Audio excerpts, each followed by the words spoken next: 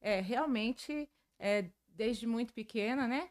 Todo mundo fala, né, nasceu no berço evangélico e vamos fazer missões. Na verdade, quem tem chamado não precisa, né, ser exatamente chamado desde o ventre. E eu me lembro que de muito pequena já, Deus já havia assim confirmado na minha vida. Eu ouço as histórias dos meus pais, né, que quando eu nasci, ali no hospital mesmo, eles me levantaram e disseram que eu seria das nações. E realmente isso se cumpriu na minha vida. E a gente vê como é importante, né, os pais profetizarem sobre a vida dos filhos. Então, desde muito pequena, eu respiro missões e eu Nossa, faço missões na prática. meu Deus, que lindo. Esse ato dos seus pais, e já desde a maternidade, já entregaram você já.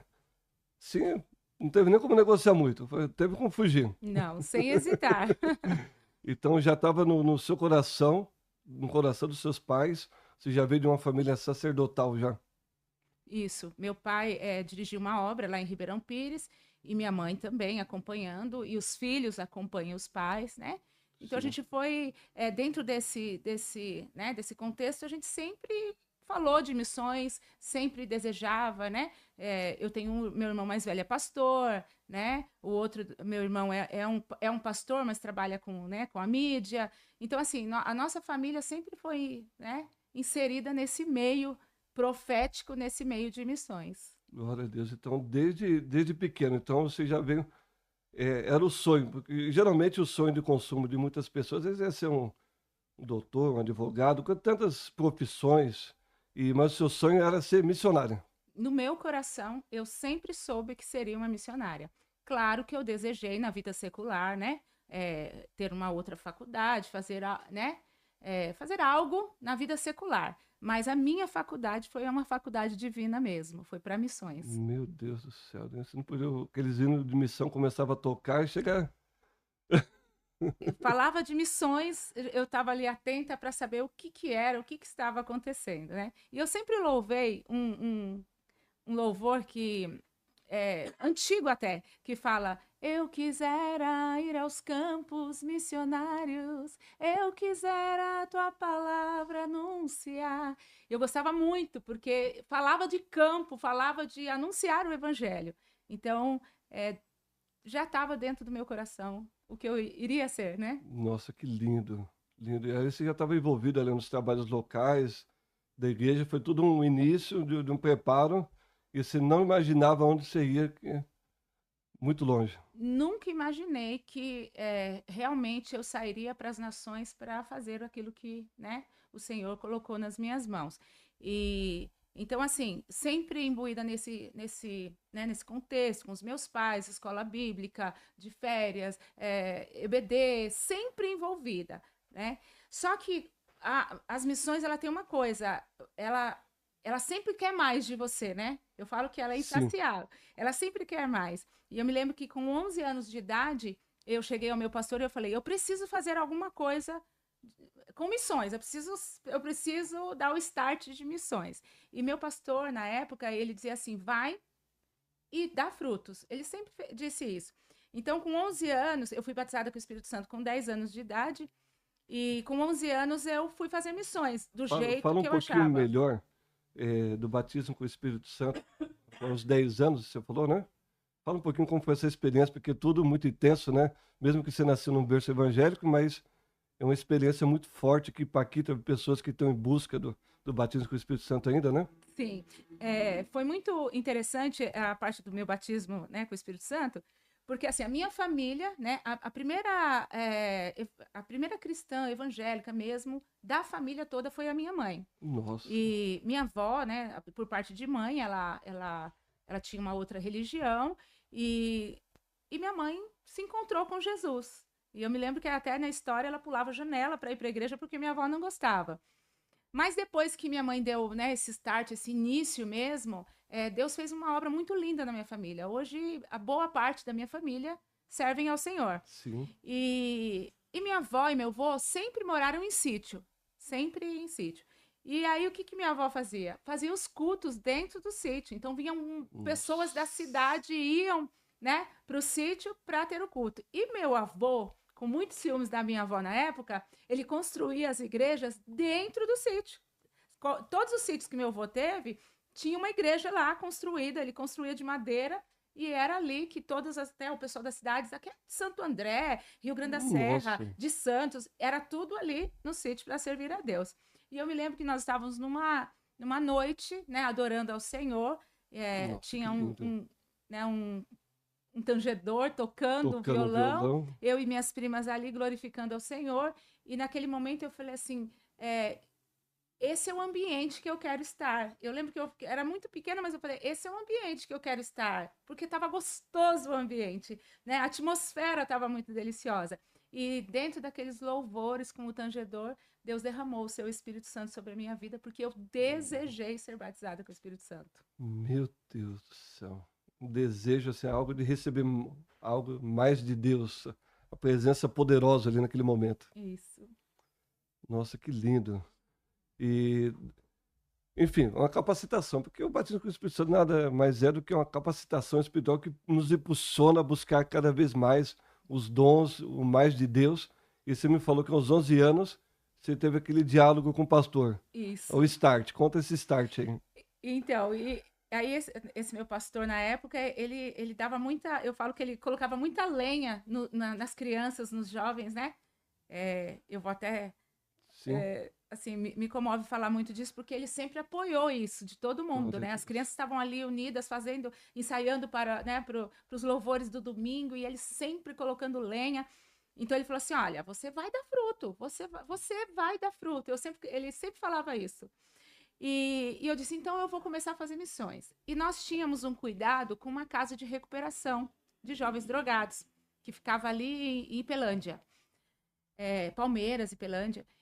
E eu falei assim, eu vou fazer missões. Eu fazia um bolo de fubá, eu lembro que era o único bolo que eu sabia fazer.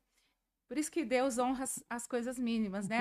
As pequenas coisas que você Os tem. bolinhos de fubá. Fazia um bolo de fubá, eu ia com uma.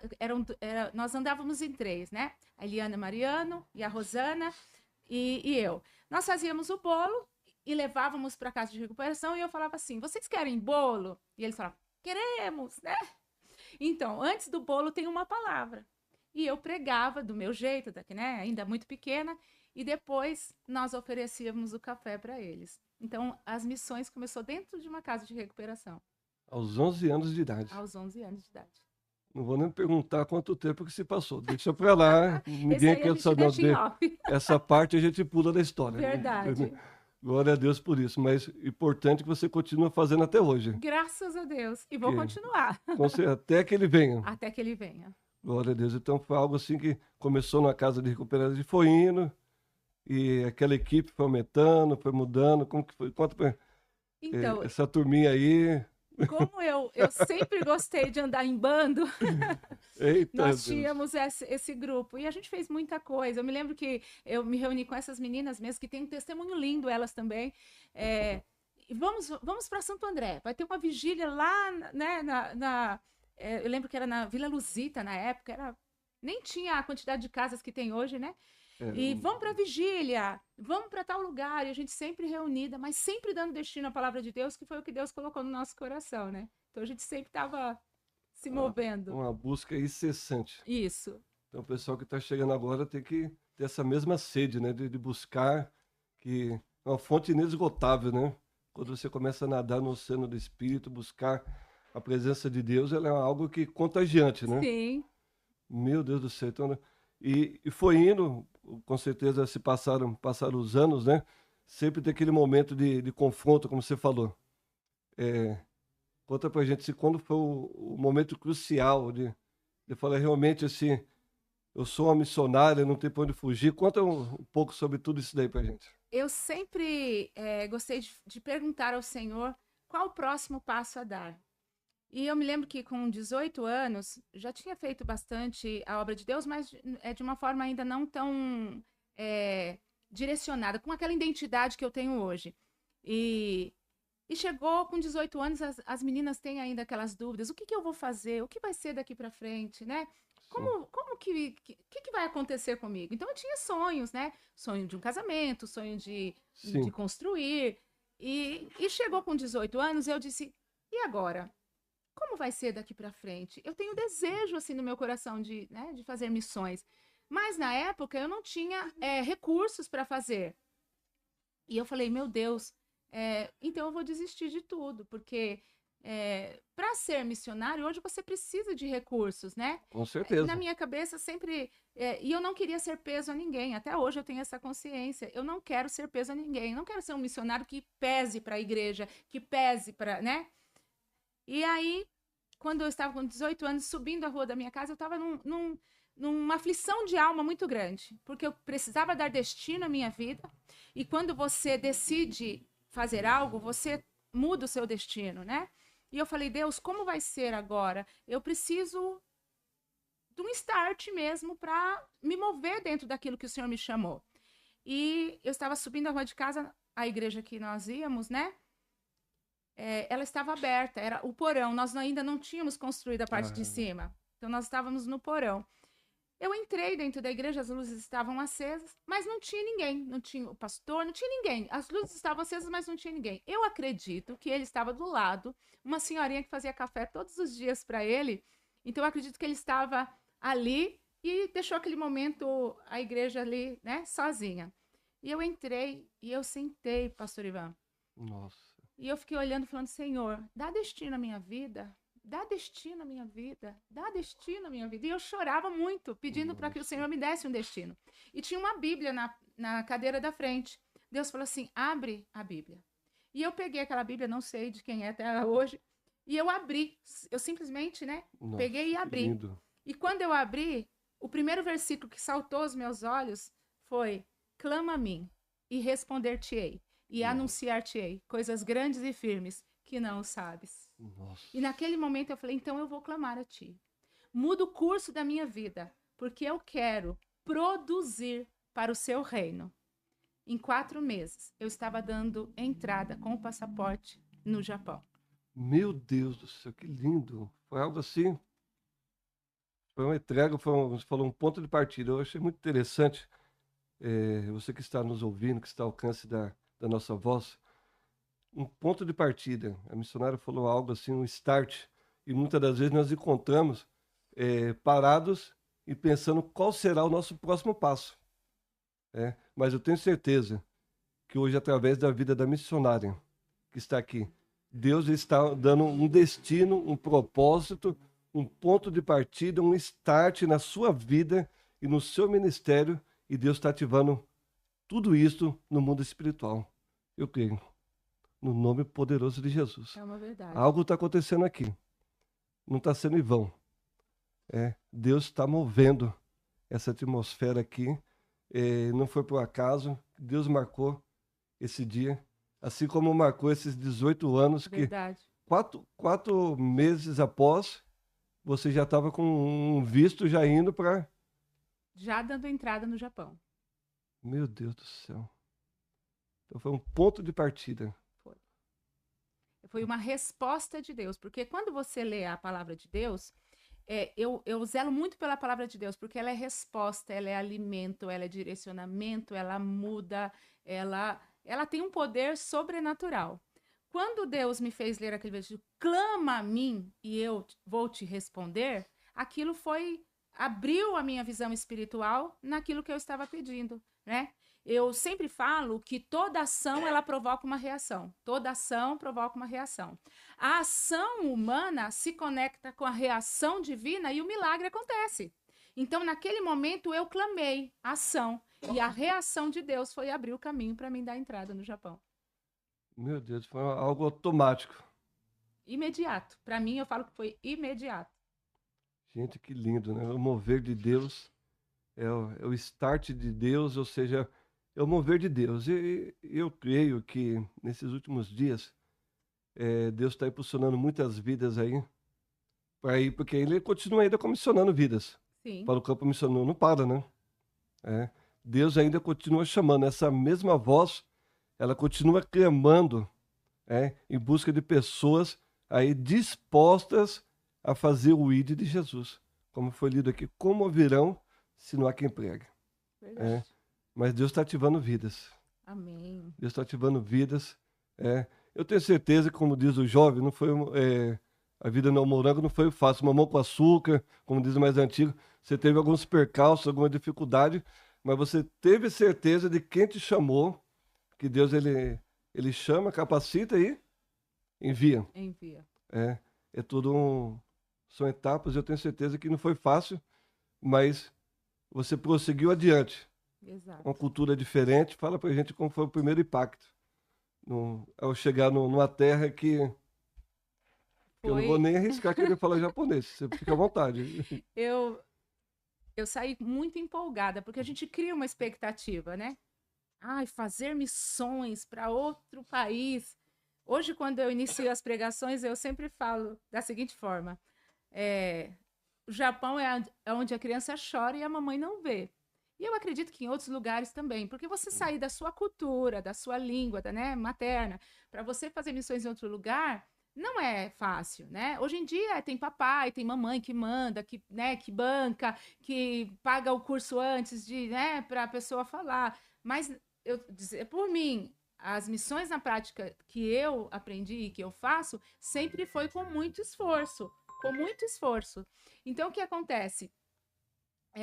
Foi difícil no sentido de chegar ali e começar do zero. Do zero. Não tinha nada, foi Não tinha do nada, zero. não falava o japonês, não conhecia ninguém, eu não fui enviada pela igreja, não fui bancada pela igreja. Eu sempre fui mantida pelo meu trabalho, né?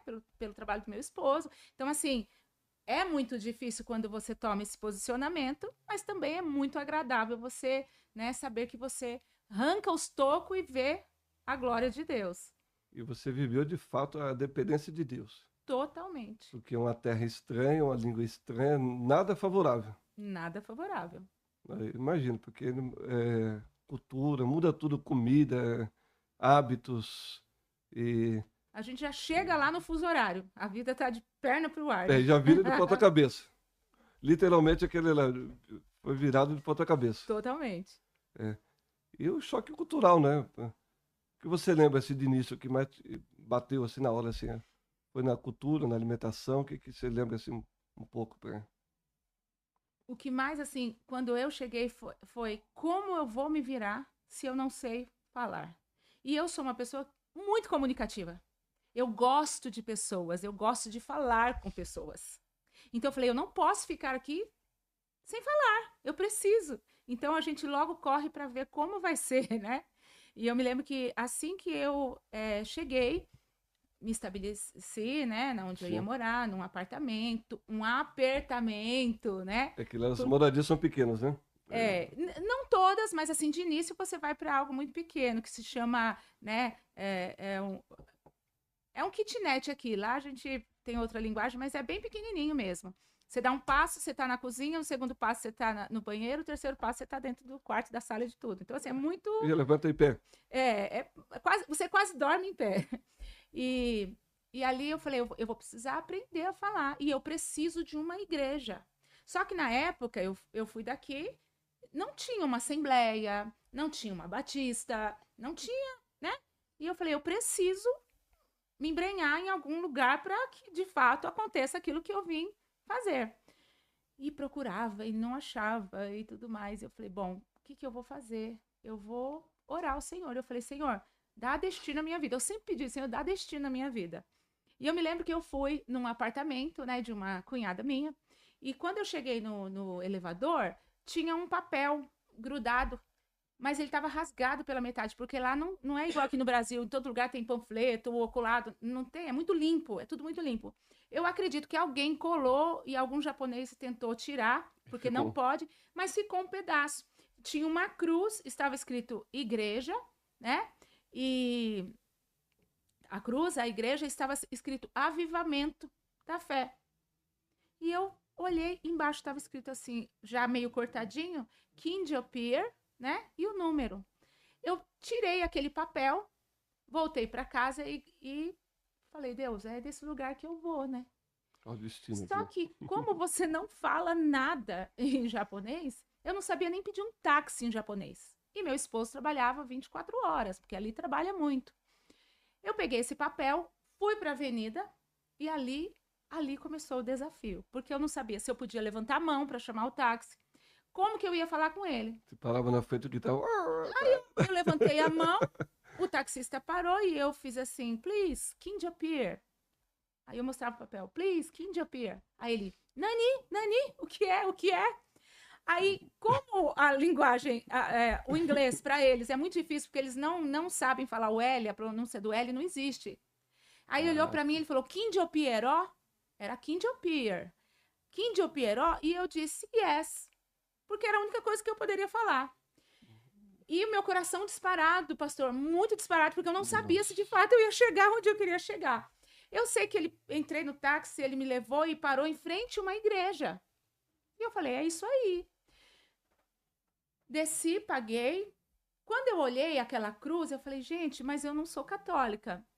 Eu quero uma igreja evangélica, né? Mas uma cruz, gente. E eu não entendia que hoje já assim, Sim, que lógico. a cruz é o que distingue o cristão do budista lá. Sim, Só que na época que eu saí daqui, cruz era para católico só. Na nossa cultura é diferente. Exato. Para eles é uma linguagem diferenciada. Isso. E aí, quando eu entro, eu abro a porta, um monte de chinelinho e não podia entrar de sapato. Eu falei, isso aqui é uma seita. Tirar o sapato. Já ficou desconfiado. Eu não vou entrar aqui não, Jesus. E aí meu coração batia muito forte. Falei, eu entro ou não entro? Tiro o sapato, põe... Como que é isso? E tinha uma escadaria assim do lado. De repente, quando eu ia virar as costas, veio uma mulher alta, de um cabelo muito comprido, assim, na minha direção. Naquele dia, estava fazendo 20 dias que eu tinha chego. Ela veio na minha direção e ela disse, a paz do Senhor Jesus.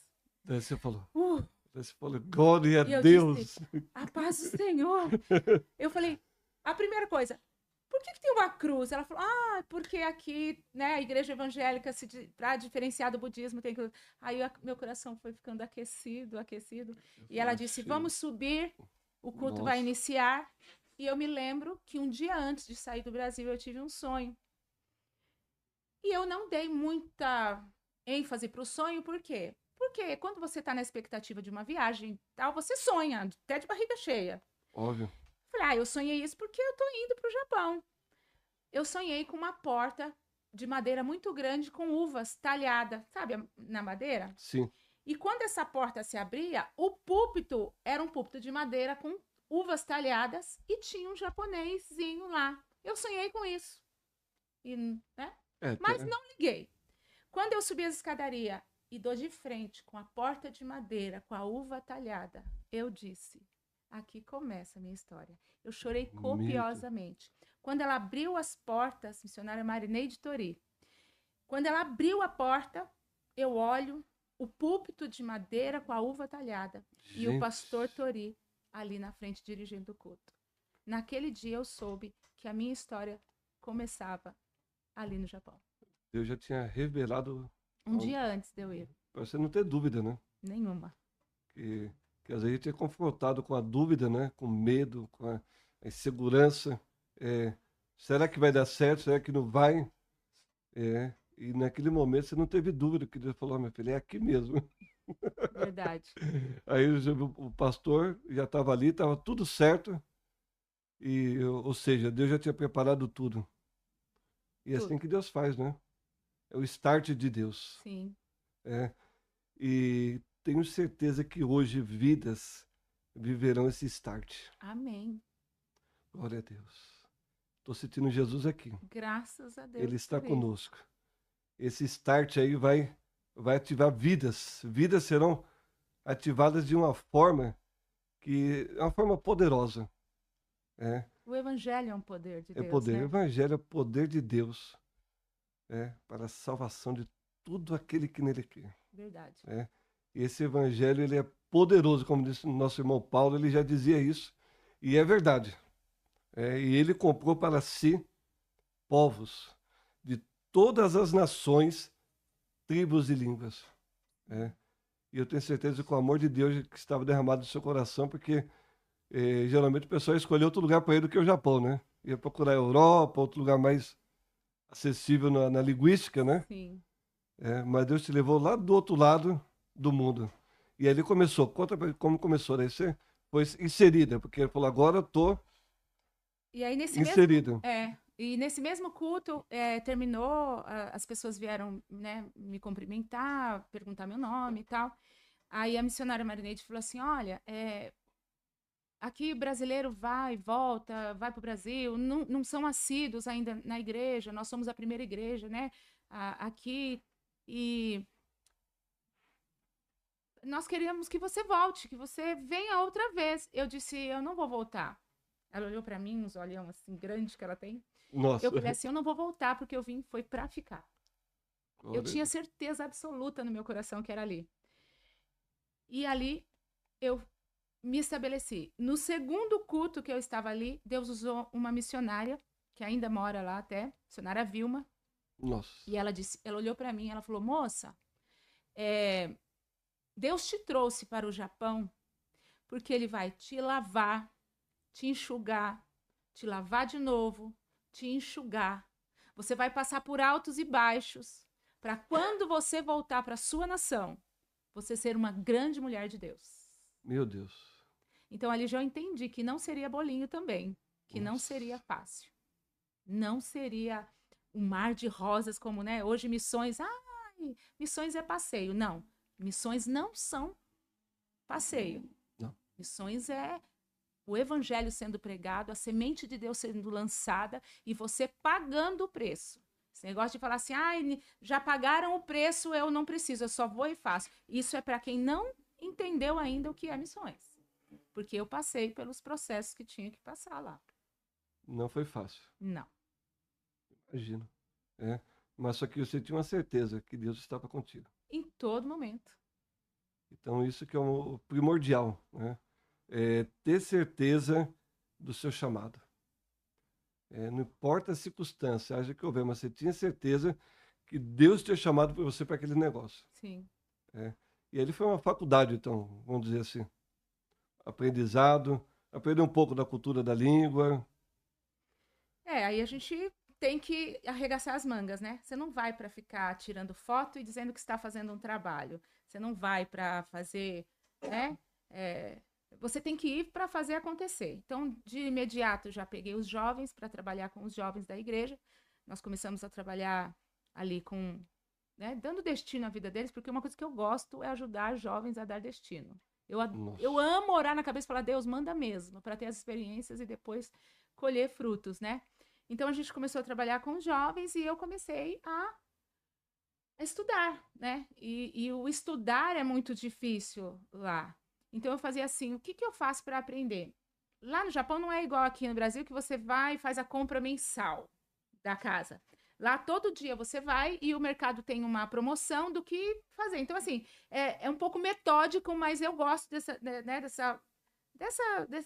dessa vida metódica. Porque você vai, você sabe que na segunda é misoshiro, você sabe que na terça-feira é gohan com kare, que são as comidas. Então, você vai diretivo, para você não acumular comida em casa e ter um terremoto e depois você perde tudo. Então, todo dia vai no mercado. Claro que você tem algumas coisas em casa.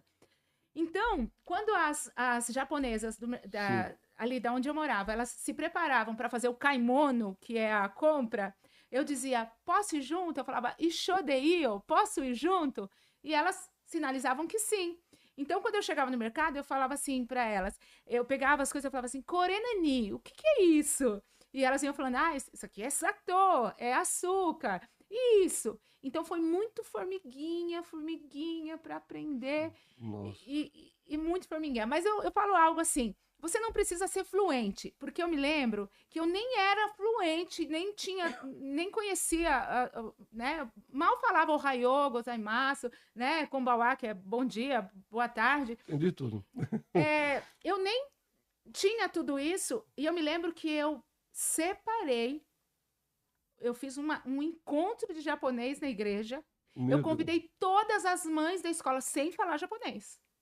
Convidei o pastor que falava japonês fluente para ele fazer o culto. Mas as mães saíram impactadas. E eu me lembro, eu nem falava japonês, mas eu reuni muitas mães. Nós tiramos todas as cadeiras da igreja. E eu me lembro que eu comecei a fazer pizza, eu e uma irmã que tinha lá, muitas pizzas, porque eu queria apresentar a pizza brasileira para eles e eu queria que eles ouvissem o evangelho. Então, a língua também não é uma barreira quando você tem um propósito firmado em Deus. Nossa, que lindo.